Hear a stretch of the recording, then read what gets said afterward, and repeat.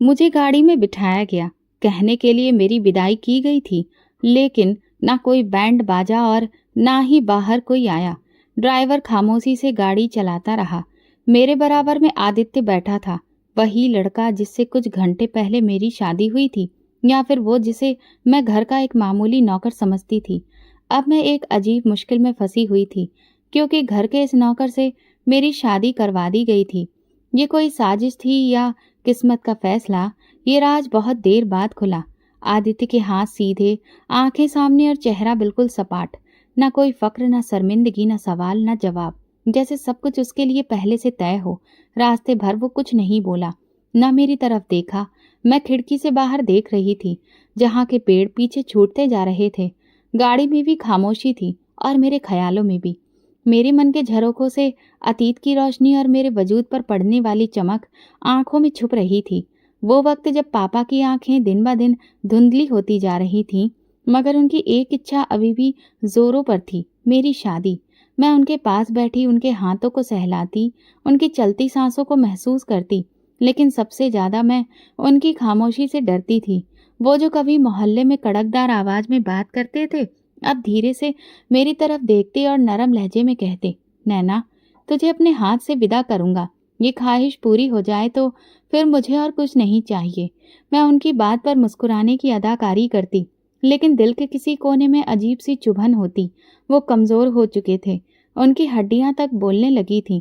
उनकी चारपाई के पास एक छोटा सा मिट्टी का दिया रखा था, जो अक्सर बुझने लगता तो मैं डर जाती, जैसे वो रोशनी उनकी जिंदगी की लौ हो और हर हवा का झोंका एक सांस कम कर देता हो। सुमित्रा, जो मेरी सौतेली माँ थी, एक दिन दोपहर में पापा के पास बैठकर बोली, मैं अपनी बेटी की तरह ही इसके लिए भी फर्ज निभाऊंगी विनोद जी। आप फिक्र मत कीजिए, आपकी बेटी के हाथ पीले हो जाएंगे और इज्जत के साथ मैं उसे विदा कर दूंगी। ये सुनकर मैं अंदर से कांप गई। सुमित्रा के लहजे में हमेशा से एक नरमी होती थी, लेकिन उस नरमी में कुछ ऐसा होता था जो चुभता था, जैसे मखमल में लिपटी कोई कील। मैंने अंजलि को देखा, जो अपने फोन में व्यस्त थी। उसके नाखूनों पर नीले रंग की नेल पॉलिश थी और वो अपनी सेल्फी को जूम करके कुछ ठीक कर रही थी। उसने अचानक मुझे देखा और आंख मारी, जैसे कह रही हो, जल्दी निकल जाए यहाँ से, मेरी बारी है। मैं चुपचाप पापा के पैर दबाती रही। 2 दिन बाद जब सुमित्रा ने शादी की तारीख बताई तो मैंने पापा की आंखों में एक अजीब सी चमक देखी। वो जो कई दिनों से चुप रहते थे, अचानक बोल पड़े, बस अब चैन की नींद आ जाएगी। उनकी आवाज भारी मगर कमजोर थी, लेकिन उसमें वही एक पिता की खुशी तो जो मुझे बचपन में स्कूल छोड़ते वक्त मिली थी। रात को मैं छत पर गई। आसमान साफ था, हवा में ठंडक थी। मैंने सितारों को देखा। हर बार कोई टूटता तो मैं एक दुआ करती, भगवान, पापा का सपना पूरा हो, चाहे मेरी जिंदगी जैसी भी हो। उसी छत पर बचपन में अंजलि और मैं चांदनी रातों की कहानियां सुना करती थी, लेकिन अब वो वक्त नहीं रहा। अंजलि मुझसे अलग हो चुकी थी। हम एक ही घर में रहते थे, लेकिन वो मेरा कमरा नहीं था। वो मेरी मौजूदगी को नजरअंदाज करती थी। सुमित्रा पीछे से आई और बोली, कल लड़के वाले आ रहे हैं, कोई गलती ना हो नैना। मैंने सर हिलाया और चाय के बर्तन धोने लगी। उन्होंने कहा, कपड़े प्रेस कर लेना, तुम्हें भी कुछ इज्जत दिखानी होगी। मैंने सोचा, इज्जत दिखाने के लिए इज्जत होनी भी तो जरूरी है, और वो तो बरसों से मुझसे छीनी जा चुकी है। शाम को मेहमान आए। अंजलि तैयार होकर नीचे आई, लाल रंग की ड्रेस, मैचिंग चूड़ियां, हल्की सी लिपस्टिक। सुमित्रा ने मुझे हिदायत दी, किचन में रहना, कोई सवाल मत करना, लड़का आया है, बस फॉर्मेलिटी से भरी मुलाकात है। मैंने दरवाजे के पीछे से देखा। लड़का खुशहाल था, संजीदा और बार बार अंजलि की तरफ देख रहा था। मेरे दिल में कुछ हुआ, जैसे किसी ने कच्ची दीवार को धीरे जोर से धक्का दे दिया हो। क्या ये रिश्ता मेरे लिए था या फिर अंजलि के लिए? मैं कुछ नहीं बोली, ना किसी से कुछ पूछा, बस खुद को किचन में ही गुम कर लिया। उसी रात जब सुमित्रा और अंजलि कमरे में थीं, मैंने दरवाजे के पीछे से उनकी धीमी धीमी बातें सुनी। सुमित्रा कह रही थी, अगर वो नैना को पसंद करता है तो हमें बात संभालनी होगी।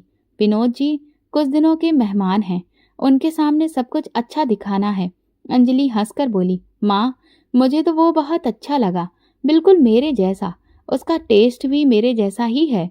मेरे हाथ में पानी का जग था, जो मेरी पकड़ से फिसलकर फर्श पर गिरा और टूट गया। वो लम्हा मेरी सांस रोक गया। ये सब मेरे लिए नहीं हो रहा था। मैं बस एक मोहरा थी, एक जिम्मेदारी जो पापा की ख्वाहिश से जुड़ी थी, और इस घर के लिए एक बोझ जिसे सिर्फ इज्जत बचाने के लिए उठाया जा रहा था। पापा अगली सुबह कुछ बेहतर लग रहे थे। उन्होंने मेरा हाथ पकड़कर पूछा, तैयारी पूरी है? मैं जबरदस्ती मुस्कुराकर सर हिलाने लगी। उन्होंने आंखें बंद की और गहरी सांस ली। उसी रात मैंने नींद की गोलियां नहीं ली। मैं जागती रही, छत पर आसमान देखते हुए कहा, हे भगवान, अगर ये सब किसी इम्तिहान की शुरुआत है तो मेरी खामोशी को ताकत बना देना। मुझे नहीं पता था कि अगला दिन मेरे पापा का सुकून तो ले जाएगा, मगर मेरे वजूद के लिए एक भंवर बन जाएगा। शादी की तारीख जैसे जैसे पास आती गई, पापा की तबीयत कुछ बेहतर होने लगी। वो हर रोज मुझसे पूछते, शादी के कार्ड आ गए? और मैं हर बार कहती, बस 2 दिन में छप जाएंगे। असल में किसी ने मुझे कार्ड दिखाए ही नहीं थे, ना ही मेरी राय की किसी को जरूरत लगी।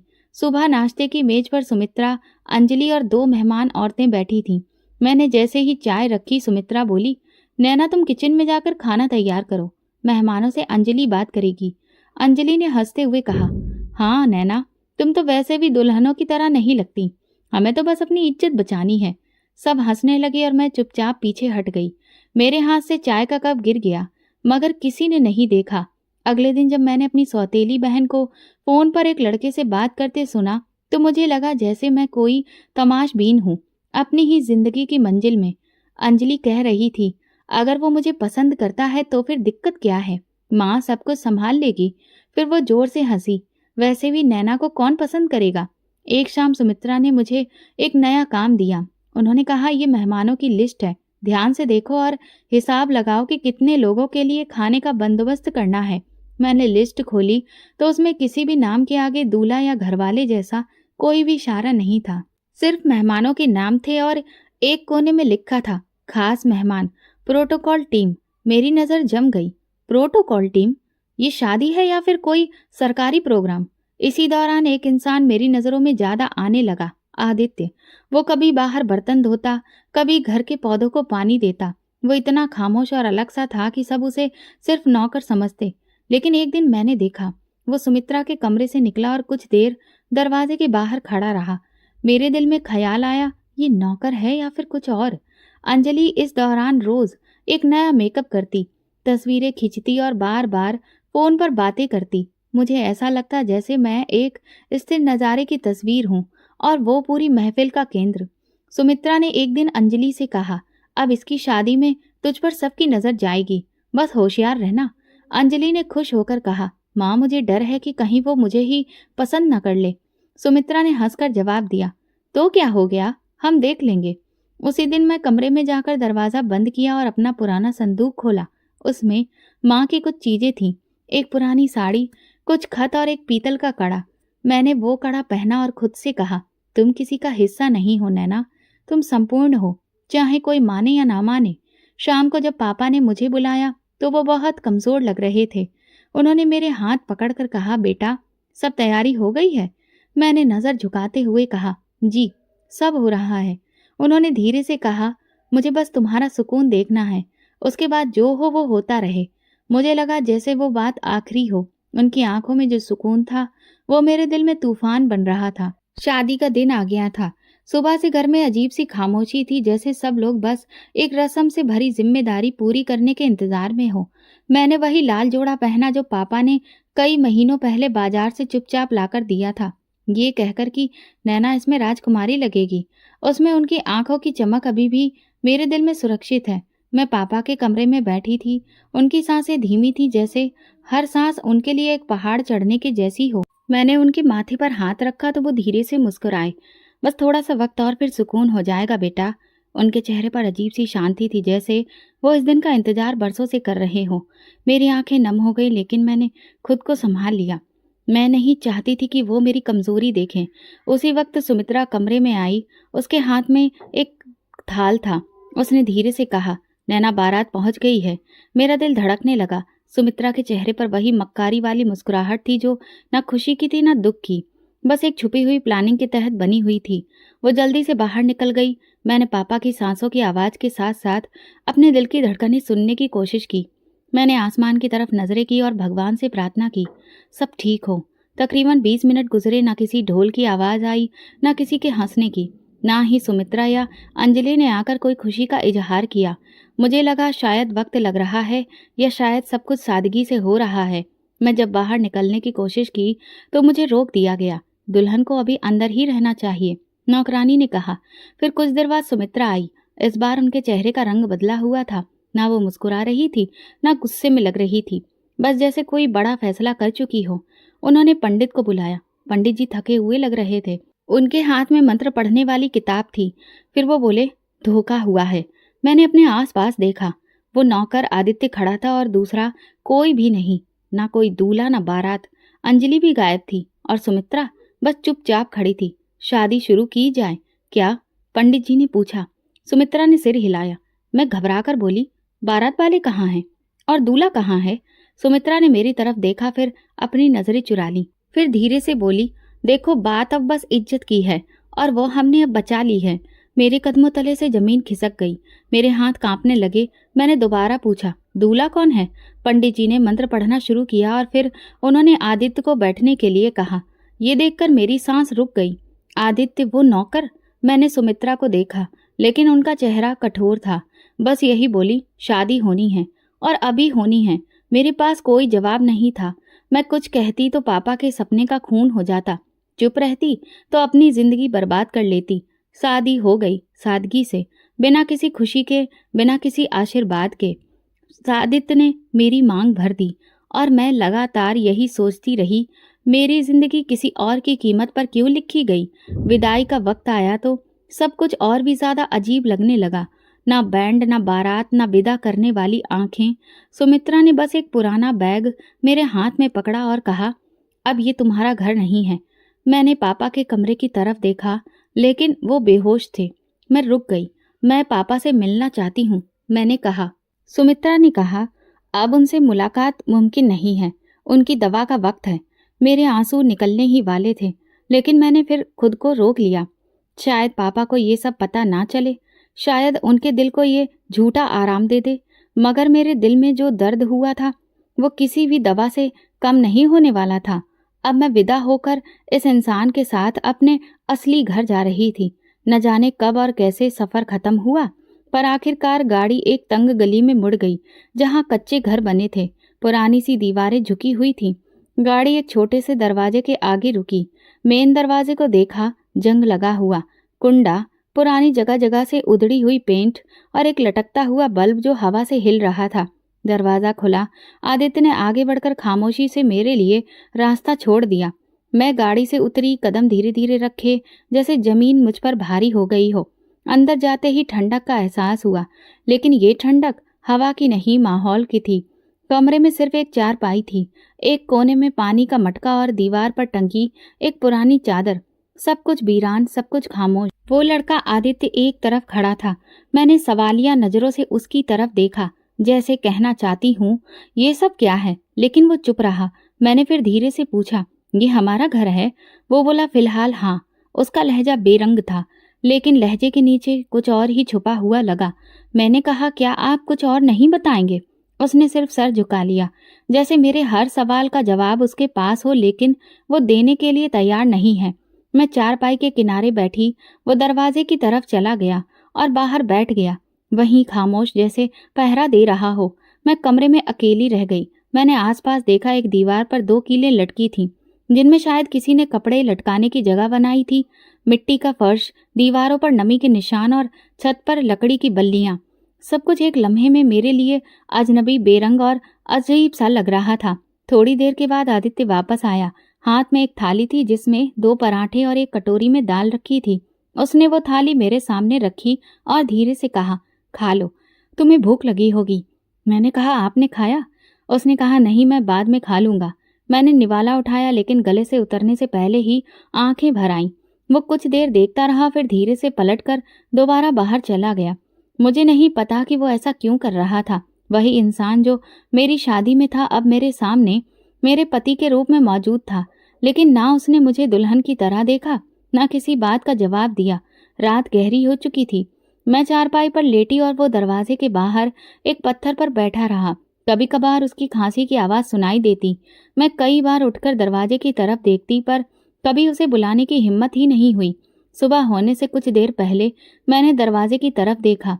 आदित्य वही था, दीवार से लगकर सो गया था। उसके चेहरे पर एक अजीब सा सुकून था, जैसे कोई बोझ सोने से हल्का हुआ हो। लेकिन मेरे लिए बोझ अभी बढ़ रहा था। मेरे दिल में एक ही बात गूंज रही थी, मैं किसके साथ हूँ, ये कौन है और मुझे यहाँ क्यों लाया गया। रात मेरी आंखों में कटी। फर्श पर एक पुरानी दरी पर मैं लेटी रही और वो चारपाई के किनारे बैठा रहा। कमरे में एक बल्ब की रोशनी हो रही थी, जो छत के पीलेपन को और ज्यादा साफ कर रही थी। मैंने कई बार उससे पूछा, आप कौन हैं, मुझे ये सब क्यों झेलना पड़ा, मगर हर बार वो चुप रहा। सिर्फ एक बार उसने धीरे से कहा, सो जाओ, सुबह बात करेंगे। ना उसका लहजा कठोर था, ना नरम। एक थकी हुई आवाज, जैसे वो खुद भी कुछ टूट चुका हो। उसकी खामोशी में शायद मेरे सारे सवालों के जवाब दफन थे, पर मैं उसे खोदने की हिम्मत नहीं रखती थी। मैं करवट बदल ली। फर्श की ठंडक मेरी हड्डियों में उतर गई। आंखें बंद की तो पापा का चेहरा दिखाई दिया। उनकी वो आंखें जिनमें एक दिन मेरे लिए सुकून की उम्मीद थी, अब सिर्फ एक बंद दरवाजा बन चुकी थी। वो वक्त याद आया जब वो कहा करते थे, बेटा तेरे लिए सबसे अच्छा चाहूंगा। मेरे दिल में अब अजीब सी कमी महसूस हुई। आदित्य अभी भी खामोश बैठा था, जैसे कोई सजा काट रहा हो। शायद वो जानता था कि मेरी तकलीफ में उसका भी कुछ हिस्सा है। मैंने एक बार फिर आंखें खोली और छत को देखा। चांदनी अंदर झांक रही थी। मुझे ऐसा लगा जैसे चांद खुद भी सवाल कर रहा हो, क्या तुम राजी हो। नींद का कोई वादा नहीं था, लेकिन थकान हार गई। मेरी आंखें बंद हो गईं और सपने आ गए। पहला सपना पापा के बिस्तर का था। उनकी आंखें बंद थीं, मगर वो मुझे बुलाते रहे, नैना कहाँ गई हो तुम। मैं उनकी तरफ भागती रही, लेकिन रास्ता हर बार बदल जाता। दूसरा सपना सुमित्रा का था। वो मेरी शादी के बंधन को तोड़ रही थी और अंजलि जोर जोर से हंस रही थी। मैं चीखी, ये मेरे नाम का है। सुमित्रा ने कहा, तेरे नाम का कुछ भी नहीं होता नैना, तू सिर्फ एक परछाई थी। एक झटके में आदित्य सामने खड़ा था। उसके हाथ में मेरी माँ की तस्वीर थी, जो कभी पापा के पास होती थी। मैंने उसे छीनने की कोशिश की, लेकिन वो पीछे हट गया। ये तस्वीर तुम्हारे पास क्यों है, उसने कहा, क्योंकि सच्चाई मेरे पास है। मैं हड़बड़ाकर उठ बैठी। बाहर हल्की हवा चल रही थी और आदित्य अब चारपाई पर लेट चुका था। वो सो रहा था, लेकिन उसके चेहरे पर सुकून नहीं था। वो कभी करवट लेता, कभी माथे पर हाथ रखता। शायद वो भी सपनों में भटक रहा था। मैं धीरे से उठी और कमरे से बाहर निकल गई। एक तरफ पुरानी टंकी के नीचे मटका रखा था। मैंने पानी पिया तो कुछ ठंड महसूस हुई, जैसे पल भर को सब कुछ नॉर्मल लगने लगा हो। तभी दरवाजा खुला और आदित्य बाहर आया। वो मेरे करीब आकर रुका।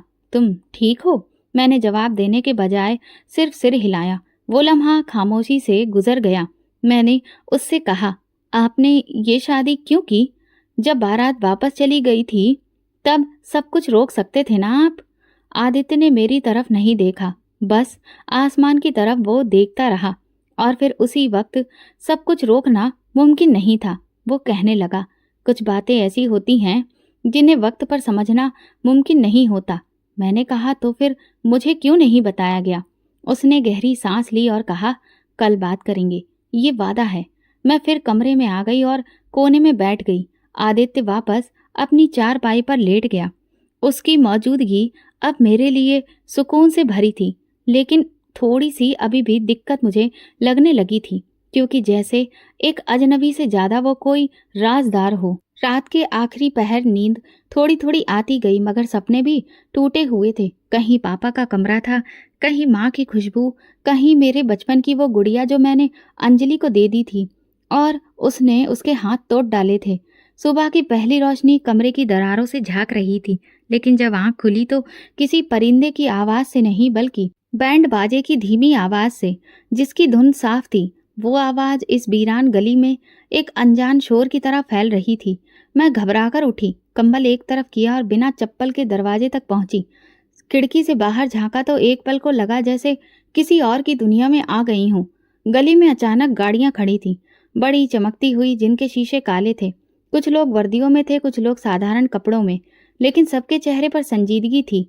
वे लोग एक मोटा सा फोल्डर लेकर अंदर आ रहे थे। एक प्रोटोकॉल ऑफिसर ने सीटी मारकर इशारा किया और 2 गार्ड्स एक तरफ हो गए। मैंने दरवाजा थोड़ा सा खोला और बाहर देखा। तभी एक सफेद रंग की गाड़ी से वही इंसान उतरा जिसे कल रात तक मैं नौकर समझती थी। अब वो साफ सुथरे कपड़ों में था। वाइट पैंट, ब्लू कलर का वेस्ट कोट और चमकते जूते। उसकी चाल में वही खामोशी थी, मगर हर कदम में एक नई शिद्दत थी। किसी ने उसे देखकर सिर झुकाया, किसी ने सलाम किया। उसने सिर हिलाया और आगे बढ़ गया। मेरी नज़र उसके चेहरे पर रुक गई। वही आंखें, वही होंठ, वही अंदाज। लेकिन अब हर चीज़ का मतलब बदल चुका था। मेरे हाथ कांपने लगे। मैंने दरवाज़ा तुरंत बंद कर दिया और दीवार से लगकर बैठ गई। दिल बुरी तरह से धड़क रहा था। ये सब क्या था? कल तक नौकर और आज ऑफिसर। मैंने आंखें बंद कर लीं, जैसे कुछ पल के लिए वक्त को रोक दूं। लेकिन बाहर का शोर बढ़ता जा रहा था। कमरे के अंदर अभी भी वही बिछावन था, वही लकड़ी का पलंग और मैं, जिसकी शादी एक अजनबी से हुई थी, जो अब अजनबी नहीं रहा। मेरे दिल में बहुत सारे सवाल जमा हो गए थे, लेकिन जुबान पर एक भी नहीं आ रहा था। दरवाजे की दूसरी तरफ से आवाज आई, कमरा साफ कर लो, साहब के मेहमान आएंगे। ये किसी औरत की आवाज थी, शायद मोहल्ले की कोई गांव वाली, जो अब इस घर को कुछ और ही समझने लगी थी। मैंने जल्दी से दुपट्टा ठीक किया और बाहर निकलने का फैसला किया। दरवाज़ा खोला तो आंगन में एक बड़ी टेबल रखी जा चुकी थी। उस पर चाय, बिस्कुट और फाइलें थीं। 3 ऑफिसर कुर्सियों पर बैठे थे और वो आदित्य एक बड़े से पंखे के नीचे बैठा उन सबसे बात कर रहा था। ये रिपोर्ट कल तक के ऑफिस पहुंचनी चाहिए, उसने एक फाइल पर दस्तखत करते हुए कहा। एक ऑफिसर ने तुरंत कहा, जी सर, हो जाएगा। मैंने एक पल को सोचा कि शायद मैं सपना देख रही हूँ, लेकिन नहीं, ये सब कुछ सच्चाई थी। मुझे देखते ही एक ऑफिसर ने नज़र झुका ली, जैसे जानता हो कि मैं कौन हूँ। आदित्य ने मुझे एक नज़र देखा और तुरंत नज़र हटा ली। उसकी वो नज़र न अजनबी थी न पहचान वाली, बस जैसे कोई जानता हो कि सवाल उठेंगे। लेकिन अभी वक्त नहीं है। मैं खामोशी से अंदर वापस आ गई। कमरे के कोने में बैठकर सांस संभालने लगी। ये सब क्या है? मैंने खुद से कहा। दरवाजे के पीछे से ऑफिसर्स की बातें सुनाई दे रही थी। कोई इन्वेस्टिगेशन रिपोर्ट का जिक्र कर रहा था, कोई मीडिया टीम के आने की बात। कुछ देर में सब लोग चले गए। शोर कम हुआ और आदित्य वापस आया। हाथ में पुरानी फाइल थी जो उसने टेबल पर रख दी। मैंने खामोशी तोड़ी। आप कौन हैं? वो ठिठक कर रुका, जैसे सवाल सुनने के लिए तैयार था, लेकिन जवाब देने के लिए नहीं। अभी वक्त नहीं है, उसने धीरे से कहा। फिर मैंने तेज आवाज में कहा, शादी से पहले वक्त था आपके पास? उस दिन तुम बोल सकते थे ना? उसने मेरे चेहरे की तरफ देखा और फिर कहा, मैं बहुत जल्द सब कुछ बताऊंगा, बस तुम थोड़ा सा सब्र करो। मेरी आवाज दबी नहीं थी। तब मैं हर दिन हर रात सब्र ही करती आई हूँ। तुम्हारे खामोश होने से सब कुछ आसान नहीं होता। आदित्य ने दरवाजे की तरफ देखा, जैसे ये कमरा उसका कैद खाना बन चुका है।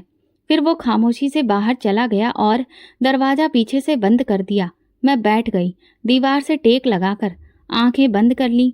अब मेरे सामने सिर्फ एक सवाल था, अगर वो नौकर नहीं था तो फिर क्या था? और अगर वो सब कुछ जानता था तो मुझे क्यों नहीं बताया?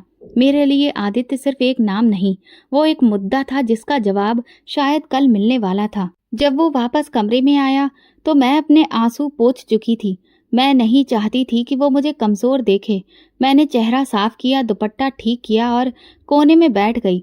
उसके कदमों की आवाज दरवाजे के पास आई और फिर वो रुका, जैसे पल भर को रुक कर कुछ सोच रहा हो। फिर धीरे से अंदर आया। हाथ में चाय का कप था जिससे धुआं उठ रहा था।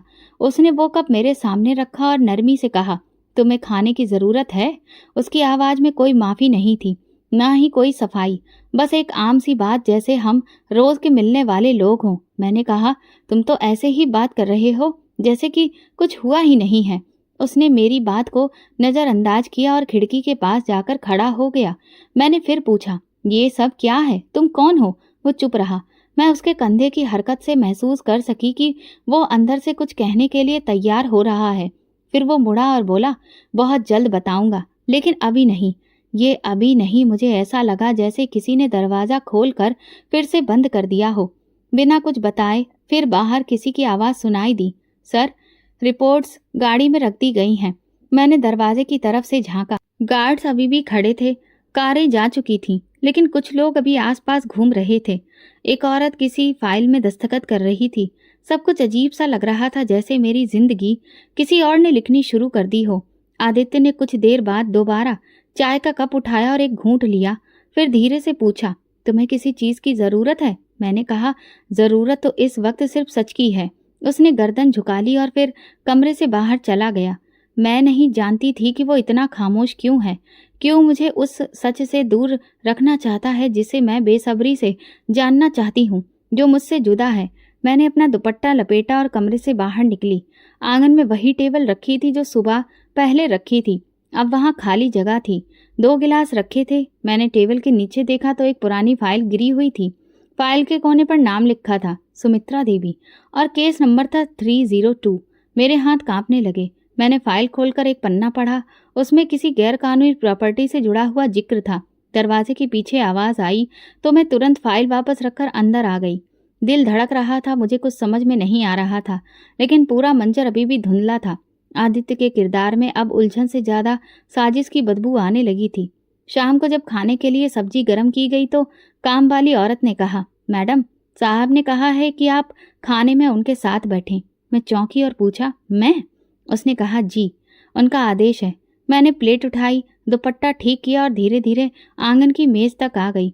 आदित्य पहले से बैठा था, साधारण कपड़ों में, लेकिन चेहरा वही, खामोश। मैंने सिर झुकाकर नम्रता से उसकी तरफ देखा। वो बोला, बैठो। खाने के दौरान वो चुपचाप बस खाना मेरी प्लेट में डालता रहा। मैं हैरानी से साथ में सोचती रही, क्या ये वही इंसान है जो कल तक नौकर था, या फिर यही उसका असली रूप है? अब हम लोग एक नए घर में आ गए थे जहां मुझे सब कुछ नया ही दिख रहा था। खाने के बाद मैंने कहा, तुम्हारे चेहरे पर कुछ लिखा है जो तुम जुबान से नहीं बोल रहे। उसने मेरी तरफ देखा, एक पल के लिए कुछ कहने को हाथ हिले, फिर कहा, कल तुम्हें एक चीज दिखाऊंगा, तब शायद तुम्हें बात समझ में आ जाए। मैंने कोई सवाल नहीं किया, फिर कमरे में वापस आ गई। अंदर दरवाजा बंद किया और जमीन पर लेट गई। सुबह की रोशनी की बजाय उस रात का अंधेरा मेरे अंदर उतर रहा था और मैं सोच रही थी, अगर सच का सामना कल है तो आज की रात पर्दों के पीछे क्या छुपा हुआ है। 2 दिन गुजर चुके थे। सुबह वो दरवाजा खोलकर बाहर चला जाता और शाम ढलने पर वापस आता। दिन भर आंगन में सन्नाटा फैला रहता और कमरे में बस मेरी सांसों की आवाज, कभी कभार मोहल्ले के बच्चों की आवाज सुनाई देती, लेकिन मेरी जिंदगी में किसी भी शब्द की गूंज नहीं थी। वो आकर खाना रखता, खामोशी से बैठता, 2 निवाले लेता और फिर अपनी दुनिया में लौट जाता। मैंने पहले दिन नजरअंदाज किया, दूसरे दिन खुद को दिलासा दिया, लेकिन तीसरे दिन खामोशी मेरी बर्दाश्त से बाहर होने लगी। जब वो खाने के बाद बर्तन समेटने लगा, मैंने धीरे से कहा, ये मेरा अधिकार नहीं है क्या कि मैं ये जानूं कि तुम कौन हो? वो रुक गया, जैसे सवाल ने उसके कंधों को पकड़ लिया हो। चुप रहा। फिर धीरे से मुस्कुराहट उसके चेहरे पर आई, लेकिन वो मुस्कुराहट खुशी की नहीं थी, जैसे कोई बहुत पुराना जख्म फिर से खुल गया हो। जो तुम्हारे साथ हुआ वो मैं कभी नहीं चाहता था। उसकी आवाज धीमी थी लेकिन सच्ची थी, लेकिन मैं उस वक्त कुछ भी करने की पोजीशन में नहीं था। इतना कहकर वो उठा, बर्तन उठाए और आंगन की तरफ चला गया। मैं उसकी पीठ को देखती रही, जैसे कोई राख का ढेर जो अभी भी गर्म हो मगर जलने की ख्वाहिश में बैठा हो। मेरे दिल में उसी समय ख्याल आया, शायद वो कसूरवार है या शायद नहीं भी। क्या वो वाकई मेरी जिंदगी के इस्तेमाल का हिस्सा है या फिर सिर्फ तमाशा देखने वाला? अगली सुबह रोजाना की तरह वो वक्त पर उठा, नाश्ता तैयार किया और चाय मेरे सामने रख दी। मैं चुप रही, नजर चाय के कप पर टिकी थी। तभी उसने मेरी हथेली पर एक पुरानी सी चमकदार चाबी रख दी। ऊपर वाले कमरे में जो संदूक है खोल लेना। उसकी आवाज में कोई भी भाव नहीं था, जैसे वो बस एक सादा सा काम कह रहा हो, जैसे किसी दरवाजे को खोलना कोई बड़ी बात नहीं हो। मैंने चाबी को ध्यान से देखा। वो आम चाबी के जैसी नहीं थी। उसके किनारे पर एक छोटा सा निशान था, शायद किसी पुराने लॉकर या लकड़ी के बक्से का। उसके जाने के बाद मैंने सारा दिन वो चाबी मुट्ठी में दबाए रखी। कभी फर्श पर बैठ जाती, कभी दरवाजे के पास। मेरे दिल में हलचल थी, सवालों की एक नई फसल उगती जा रही थी। दोपहर को 1 घंटे के लिए बिजली चली गई। मैंने मौका देखा और ऊपर जाने की तरफ सीढ़ियों पर बढ़ गई। ये सीढ़ियां कभी इस्तेमाल में नहीं आती थीं। दीवार पर जाले, सीढ़ियों पर मिट्टी की परत और दीवार पर लगी कीलों में टूटे फ्रेम थे। ऊपर का दरवाजा बंद था। मैंने धीरे से चाबी लगाई, दरवाजा चरचराता हुआ खुला। कमरे में रोशनी का एक ही जरिया था, एक छोटी सी खिड़की जिससे हल्की धूप अंदर आ रही थी। सामने पुराना संदूक रखा था जिस पर कपड़े का एक टुकड़ा पड़ा था। मैंने कपड़ा हटाया, चाबी लगाई और धड़कते दिल के साथ ताला खोला। संदूक के अंदर सबसे ऊपर कुछ पुराने कपड़े थे। नीचे एक फाइल थी जिस पर लिखा था पर्सनल मुद्दे के कागजात। नैना, डॉटर ऑफ विनोद। मेरे हाथ कांप गए। नीचे एक मोबाइल था और सबसे नीचे कुछ तस्वीरें।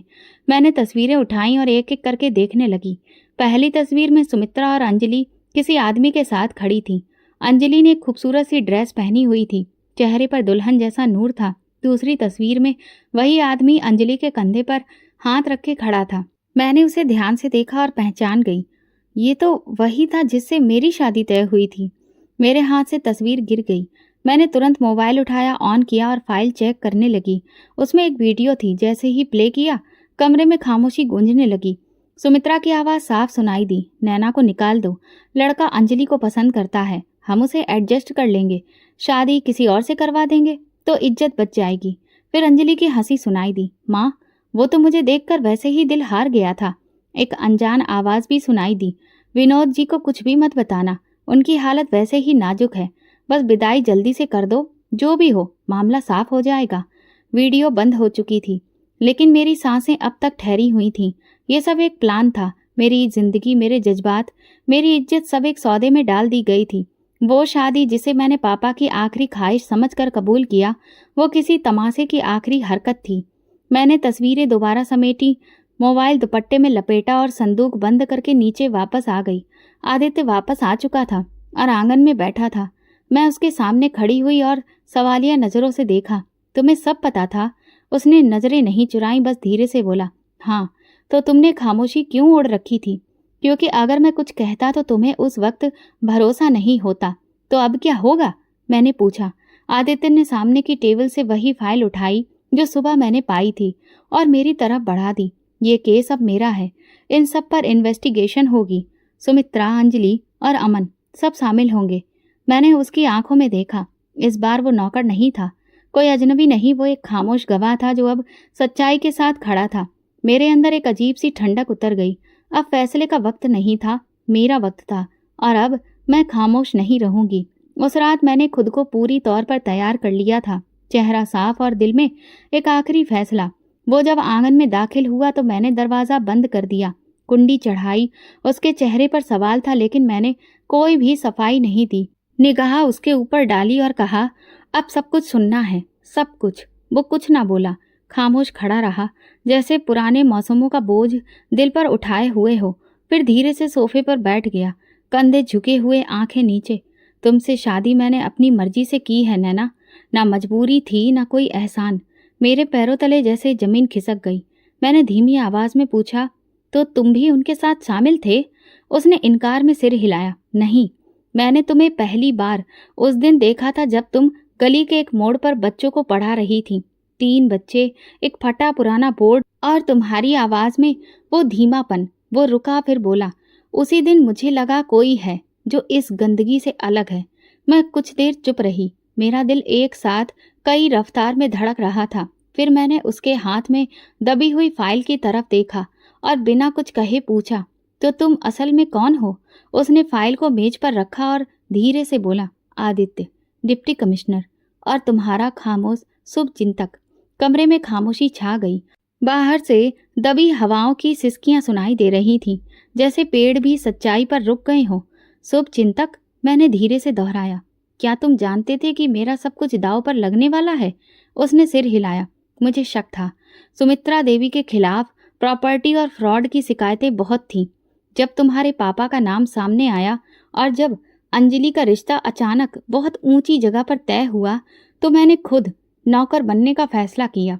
और फिर मैंने धीमे से पूछा, फिर तुमने मेरी खामोशी, मेरा इनकार, मेरी कुर्बानी देखी, और फिर मैं खामोश रहा। और इतने में मैंने पूछा। उसने एक लंबी सांस ली। हाँ, मैं हर दिन अंदर से टूटा था नैना, मगर मैं जानता था कि सच वक्त पर सामने आना चाहिए। अगर तुम शुरू में सब कुछ जान लेती तो शायद तुम मेरी नीयत पर भी शक करती। मैं कमरे के कोने में गई, संदूक से वो पुरानी तस्वीर निकाली जो मैंने ऊपर वाले कमरे से ली थी। वो तस्वीर जिसमें अंजलि, सुमित्रा और अमन एक साथ खड़े थे। ये वो लोग हैं जिन्होंने मेरे पापा की सांसों के साथ सौदा किया, मैंने कहा। आदित्य ने तस्वीर ली, ध्यान से देखी। ये सब अदालत में पेश किया जाएगा। तुम्हें मेरी गवाही चाहिए? मैंने सिर हिलाया। नहीं, मुझे अपनी जुबान से बोलना है। इतना वक्त खामोशी में गुजर चुका है, अब इंसाफ भी मेरी आवाज़ से होना चाहिए। आदित्य ने फाइल खोली, एक दस्तावेज निकाला और मेरे सामने रखा। ये पावर ऑफ अटॉर्नी है जो तुम्हारे पापा ने अपनी बीमारी से पहले किसी के दबाव में आकर सुमित्रा के नाम पर कर दी थी। हमने इसकी जांच करवाई है, ये जाली है। मैंने कागज पकड़ा और पहली बार कागजों पर लिखा अपना नाम साफ देखा, नैना, डॉटर ऑफ विनोद। ये सब मैं वापस लूंगी, ना किसी से छीन कर, न तरस खाकर, न मांग कर। आदित्य की आंखों में पहली बार एक अजीब सी चमक थी, जैसे उसे अंदाजा हो गया हो कि वो जिस लड़की को बचाना चाहता था वो अब खुद अपनी जंग लड़ने के काबिल हो गई है। मैं कमरे के दरवाजे तक गई, कुंडी खोली, बाहर चांदनी फैली थी। मैंने पीछे मुड़कर देखा। आदित्य, अगर तुमने उस दिन मेरी जगह किसी और को देखा होता तो फिर भी ये सब करते? वो मुस्कुराया। शायद मैं नौकर बन जाता, लेकिन शादी सिर्फ तुमसे ही करता। मैं थोड़ी देर चौकी पर खामोश रही। अब वक्त था कि मैं वो काम करूं जिसे सबसे पहले मेरे पापा चाहते थे, इज्जत के साथ सिर उठाना। और मुझे भरोसा था आज से इज्जत मेरे नाम की होगी, किसी रिश्ते के सहारे की नहीं। अगली सुबह जैसे ही अदालत के कमरे में कदम रखा, मेरे दिल की धड़कन सुस्त हो गई। पिछले कई दिनों में जो सह चुकी थी, उसके बाद अब डरने के लिए कुछ बाकी नहीं था। अदालत के बरामदे में सुमित्रा और अंजलि पहले से मौजूद थीं, वकीलों के साथ। अंजलि का चेहरा पीला था, नजरें झुकी हुई थीं। सुमित्रा के हाथ में फाइल थी, लेकिन उनकी गिरफ्त में वो मजबूती नहीं थी जो हमेशा उनकी चाल में नजर आती थी। आदित्य मेरे साथ था, लेकिन कुछ कदम पीछे। वो जानबूझकर मुझे आगे चलने दे रहा था, जैसे कहना चाहता हो, ये लड़ाई अब तुम्हारी है और तुम जीतने के लिए काफी हो। अदालत के कमरे में दाखिल होने से पहले उसने बस एक बार मेरे कंधे पर हाथ रखा और सिर्फ इतना कहा, आज सब खत्म हो जाएगा। मैंने कोई जवाब नहीं दिया, बस हल्का सा सिर हिलाया। कार्रवाई शुरू हुई। जज ने एक एक करके सुनना शुरू किया। अदालत में सिर्फ सच बोला जाए। फिर आदित्य ने कुर्सी पर बैठकर सारे सबूत पेश करना शुरू किया। उसकी आवाज शांत थी, लेकिन हर शब्द में एक वजन था। ये जमीन की रजिस्ट्री की असली कॉपी है जो नैना के नाम थी। ये पावर ऑफ अटॉर्नी सुमित्रा देवी के नाम जाली तरीके से की गई थी। दस्तखत की फॉरेंसिक रिपोर्ट दी गई है और ये मोबाइल की रिकॉर्डिंग है जिसमें सुमित्रा देवी और अंजलि की बातें रिकॉर्ड हैं। ये सारी सीधी साजिश का सबूत है। अदालत में मौजूद हर आदमी खामोशी से सब कुछ सुन रहा था। सुमित्रा देवी बार बार पानी का घूंट ले रही थी और अंजलि का चेहरा लाल होकर सफ़ेद हो चुका था। उनके वकील ने कई बार ऐतराज करने की कोशिश की, लेकिन सबूत इतने ठोस थे कि हर बात उनकी बात काट दी गई। जब मेरी गवाही की बारी आई तो मैं धीरे से कुर्सी पर आकर बैठी। नाम नैना, डॉटर ऑफ विनोद। मैंने साफ आवाज में कहा, आप इन इल्जामों के बारे में क्या जानती हैं? सब कुछ। इज्जत के नाम पर मुझे खामोश कर दिया गया था। मुझे वो रिश्ता नहीं मिला जो मेरे माँ बाप ने मेरे लिए सोचा था, बल्कि मुझे शादी के नाम पर एक अजनबी के हवाले कर दिया गया। मेरी मर्जी, मेरी ख्वाहिश, मेरे जज्बात सब कुछ बलिदान कर दिए गए, सिर्फ इसलिए कि उनकी मर्जी पूरी हो सके। मैंने सुमित्रा की तरफ देखा जो अब आंखें चुरा रही थी। ये वीडियो, ये फाइल और ये ज़मीन मेरे पापा की निशानी है।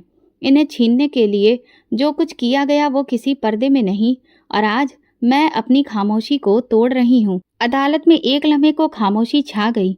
जज ने फाइल को एक बार फिर देखा और एक फैसला लेने वाले अंदाज में कहा, ये सब कुछ एक लड़की की खामोशी की कीमत पर नहीं बेचा जा सकता है।